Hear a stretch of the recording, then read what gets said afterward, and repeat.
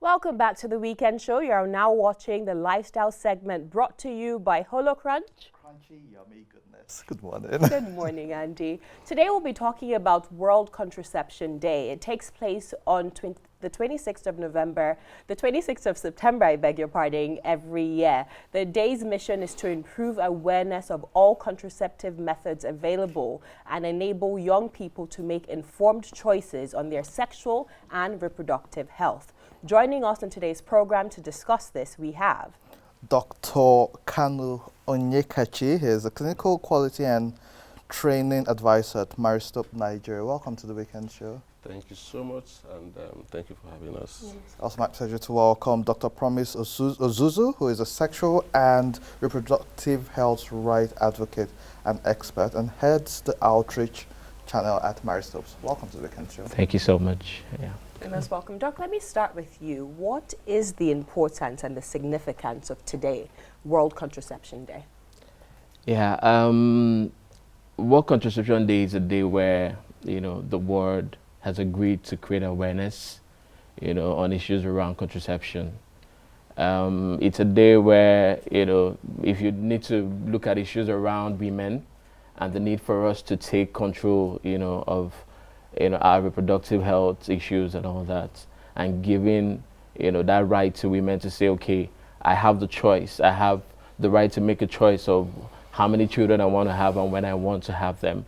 So World Contraception Day is that day that we reinforce that message globally around, getting people to, know about what is available in terms of contraception for them and how it fits into, their reproductive lifestyle and all that. So that's why it's celebrated, and it's really very important. It is actually critical for us in Nigeria to look at, the gains, some of the gains that we can make out of, contraception, and then the fact that giving access to women, out there in communities, especially hard to reach communities where, there are limited access to, some of this, contraceptive methods available. So we'll keep reinforcing the message, and that's why this day, 26th of September, will keep being, important in our space. Yeah. I mean, Dr. Onyekachi, when you talk about contraception, especially because of how religious and traditional we are, people take like 10 steps back.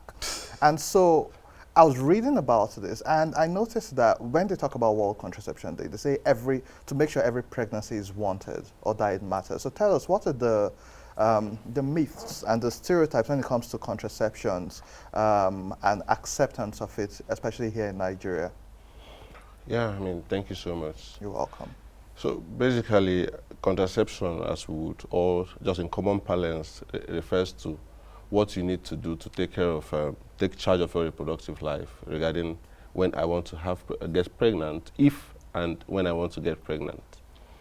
So basically, in our space in Nigeria, what we've been battling for the past 10 years marriage stops is increasing awareness, letting people know about family planning, letting them know that it is safe, dispelling those myths and misconceptions out there in the communities. So part of the challenges we've had in doing this and regarding those myths, people have lots of fears about side effects. They have wrong information about the side effects.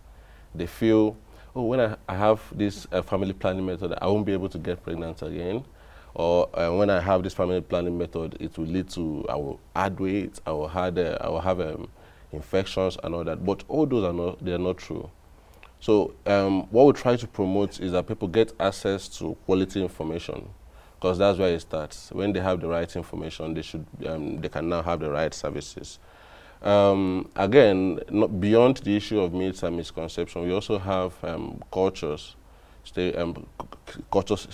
stereotypes where they make the women don't have the power to make decisions regarding their reproductive health, and that is also what we want to change. Some religions as well, pose some significant challenge to uptake of family planning in Nigeria. So within that entire space, that's why we keep pushing, passing the information, especially to the hard to reach regions. in the country. And based off those statistics that you've reeled out, 92% of Nigerian women who are sexually active are aware of one form of contraception or the other, but only a meager 16% actually use one form of contraception or the other. Why is this? Is it due to access or lack of access, or is it just, you know, due to the stereotypical myths and ideologies that you've clearly elucidated? Yeah, I mean, thank you so much for that. So basically about 36% of women who are within the reproductive age range in Nigeria, they want to space that. They want to use a form of contraception. They want to either limit childbirth or they want to space.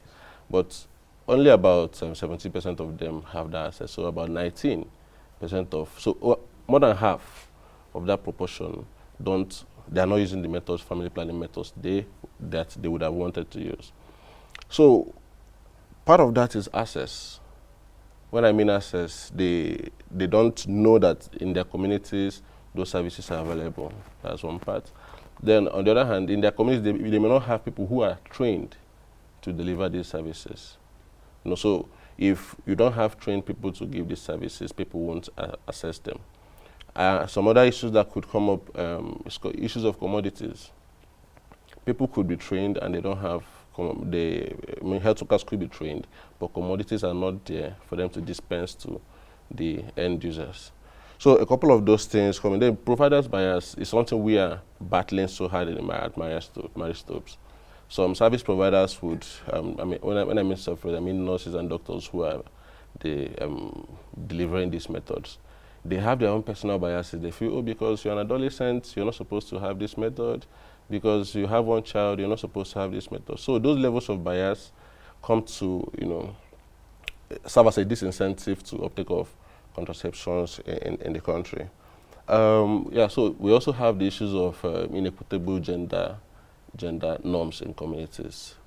Girls, people, they're stigmatized when they take up some of these services. They say, oh, you're using family planning means that you're, I would say that in quotes, you're wayward. So these are things that we need to change over time. So, and we are noticing some level of evolution. We've not gotten to where we need to be as a country and as an organization, but we believe we are making steps, you know, in the right direction.